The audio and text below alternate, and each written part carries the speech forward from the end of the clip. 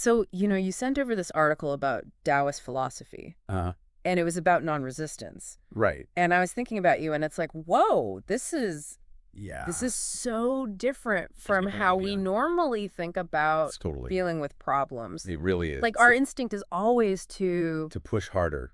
to push harder, to just force our way through it. Force it, yeah. And this article is saying, Sometimes that's not the best way. yeah, like mean- maybe there's a better way. Yielding is actually the stronger approach. It's counterintuitive, isn't it? Yeah, it is. But that's what makes it so interesting. And the article used this metaphor of water, Oh, yeah. which I thought was just brilliant. It is a really good one. Because water is so... Adaptable. Yeah, it's so soft. Yeah. But it can... Carve through rock. Yes. I mean, over time, right? Yeah, it can wear down... You can wear down the hardest things. anything. Yeah. So it really makes you think, doesn't it? It does. About how often. We try to be like the rock. Yeah, like we just tense up. Right, we resist. We resist. Yeah. And maybe that's Maybe we should be more like water. not the best way. It's not always the most effective. So the article really dives into this tension Yeah. between how we in the West At least in modern Western culture. tend to approach things. Yeah, we resist everything. Yeah, we resist Discomfort.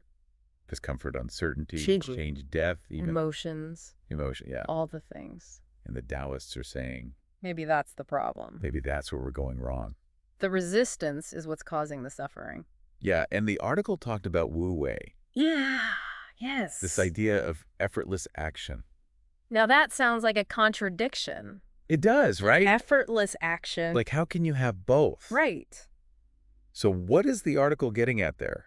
Well, it's not about being passive. Okay. It's not about just sitting back and doing nothing. So it's not like being lazy? No, not at all. It's more about... It's about aligning yourself with the natural flow of things. So kind of going with the flow. Exactly, going with the flow. But in a very mindful way. Yes, in a skillful way. Like the article used the analogy of a sailor.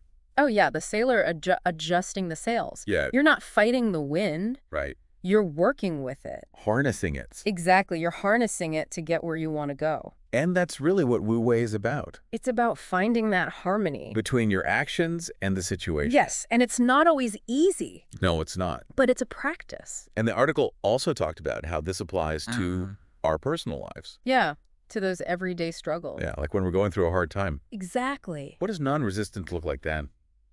Well, the article suggests that instead of seeing hardship as something to avoid... Yeah, like a failure. Right, like a failure. Like we did something wrong. Exactly, we did something wrong. We should maybe try to accept it.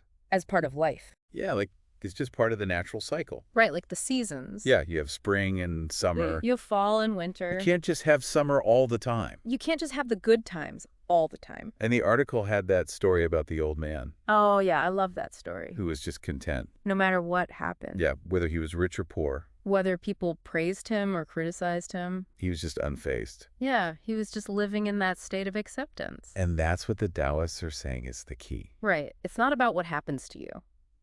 It's about how you respond to it. Exactly. Your inner state. Your inner state. And then the article went on to talk about relationships Uh-huh. and how non-resistance can help us there too.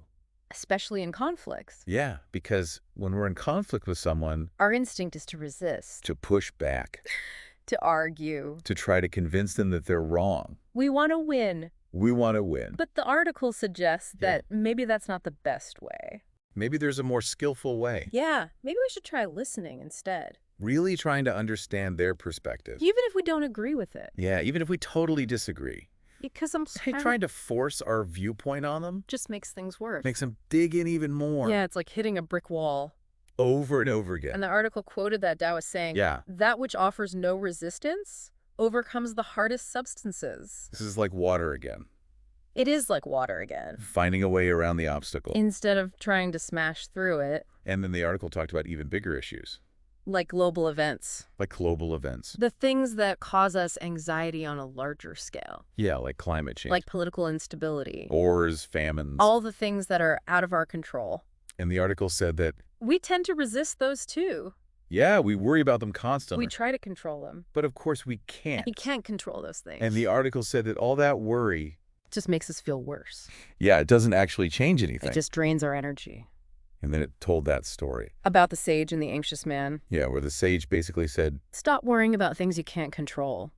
Just focus on what you can do. And that's really the essence of non-resistance. It's about accepting what is, And then taking wise action. but not trying to force things. Right. Not trying to force things. And the article made a really important point, Yeah. which is that non-resistance isn't passivity. Right. It's not about being a doormat. It's not about letting people walk all over you. Yeah, it's not about that. It's about choosing your battles. And acting in a way that is aligned with the Tao.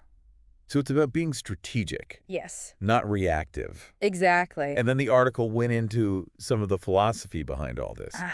Yes, the deeper roots of these ideas. Yeah, it talked about the Tao Te Ching, Zhuangzi. all those classic Daoist texts. And it even connected these ideas to Buddhism. Oh, yeah, the 8 worldly winds. Hmm? Pleasure and pain, Gain and loss. praise and blame. Shame and disrepute. And the idea is that These things are always fluctuating. they're always changing. And if we resist them If we cling to the good ones, and push with away the bad ones, then we're just setting ourselves up for suffering. we're creating our own suffering. Yeah. So the key is to find that balance. Back equanimity. Exactly. So what would you say are the key takeaways from this article? The things people should really remember. Well, I think the biggest one is... To accept change, Yeah, even when it's hard.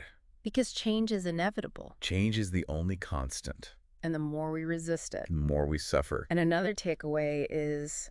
To stop fighting reality. Yeah, to stop trying to control everything. And instead to learn to flow with life. To be like water. Exactly. To find the path of least resistance. And to remember Yeah. that true mastery comes from harmony. Not domination. Not from forcing things. But from aligning yourself with the Tao. And letting go of the need to control. So to sum up this deep dive, Yes. it seems like the main message is That yielding can be a source of strength. that acceptance can lead to peace. And that going with the flow. Can sometimes be the most effective way.